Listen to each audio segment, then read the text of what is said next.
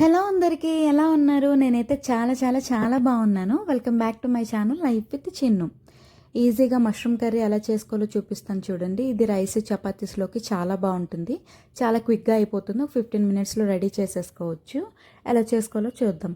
First అయితే pan పెట్టుకొని pan heat అయ్యాక ఆయిల్ వేసి ఆయిల్ బాగా హీట్ అయిన తర్వాత పోపులు వేసి పోపులను బాగా ఫ్రై చేసుకోండి. పోపులు బాగా ఫ్రై అయిపోయిన తర్వాత నేనైతే ఒక 3 మీడియం సైజ్ ఆనియన్స్ని తీసుకున్నాను. గ్రేవీ ఆనియన్స్ నుంచి ఇంకా టమాటా ఏం వేయను. సో అలా అని చెప్పి ఆనియన్స్ ఎక్కువ తీసుకున్నాను. ఆనియన్స్ ఇలాగా చిన్న ముక్కలుగా చేసుకొని ఒక 2 పచ్చిమిర్చి కొద్ది కరివేపాకు వేసి ఇలాగ లైట్గా గోల్డెన్ బ్రౌన్ కలర్ వచ్చే వరకు ఫ్రై చేసుకోండి. ఆనియన్స్ ఇలాగా మెత్తబడేంత వరకు మూత పెట్టి మగ్గబెట్టుకోండి. తర్వాత ఒక 1.5 స్పూన్ జింజర్ గార్లిక్ పేస్ట్ వేసి జింజర్ గార్లిక్ పేస్ట్ పచ్చివాసన పోయే వరకు బాగా ఫ్రై చేసుకోండి. ఒక 2 to 3 మినిట్స్ బాగా ఫ్రై చేసుకుంటే జింజర్ గార్లిక్ పేస్ట్ పచ్చివాసన అంతా పోతుంది. ఒకసారి బాగా ఇలా మిక్స్ చేసుకొని మనం ముందుగా కట్ చేసి పెట్టుకున్న మష్రూమ్స్ని ఇందులో యాడ్ చేసుకోవాలి. మష్రూమ్స్ని మీరు కావాలనుకుంటే 4 ముక్కలుగా చేసుకోవచ్చు. నేనైతే ఇలా కొంచెం చిన్న ముక్కలుగా చేసేసాను.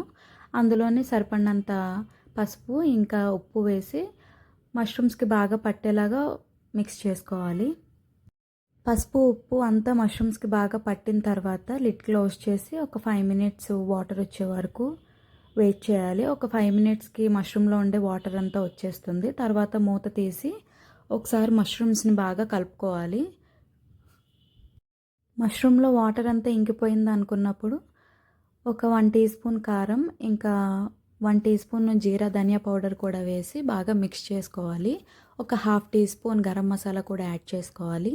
దాని తర్వాత మసాలాలన్నీ మష్రూమ్కి బాగా పట్టేలాగా బాగా మిక్స్ చేసుకోవాలి. ఒక 2 to 3 మినిట్స్ బాగా మిక్స్ చేసుకున్న తర్వాత ఒక 1/2 గ్లాస్ వాటర్ వేస్తే సరిపోతుంది. ఎందుకంటే ఆల్రెడీ మష్రూమ్స్ నుంచి వాటర్ వచ్చింది కాబట్టి ఎక్కువ వాటర్ ఏం పట్టదు. ఒక 1/2 గ్లాస్ వాటర్ అయితే సరిపోతుంది. ఒక 1/2 గ్లాస్ వాటర్ యాడ్ చేసుకొని ఒకసారి బాగా కర్రీని అంతా కలుపుకొని మూత పెట్టి వాటర్ అంతా ఇంకే వరకు బాగా ఉడికించుకోవాలి.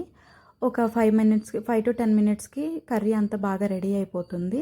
దాని తర్వాత మూత తీసి ఒకసారి చెక్ చేసుకొని చికెన్ మసాలా యాడ్ చేసుకొని ఒకసారి బాగా మిక్స్ చేసుకొని తర్వాత కొత్తిమీర కూడా యాడ్ చేసుకొని ఒక 2 మినిట్స్ ఫ్రై చేసుకొని దింపేస్తే రెడీ అయిపోతుందండి. అంతే easy and simple mushroom curry ready అయిపోయింది.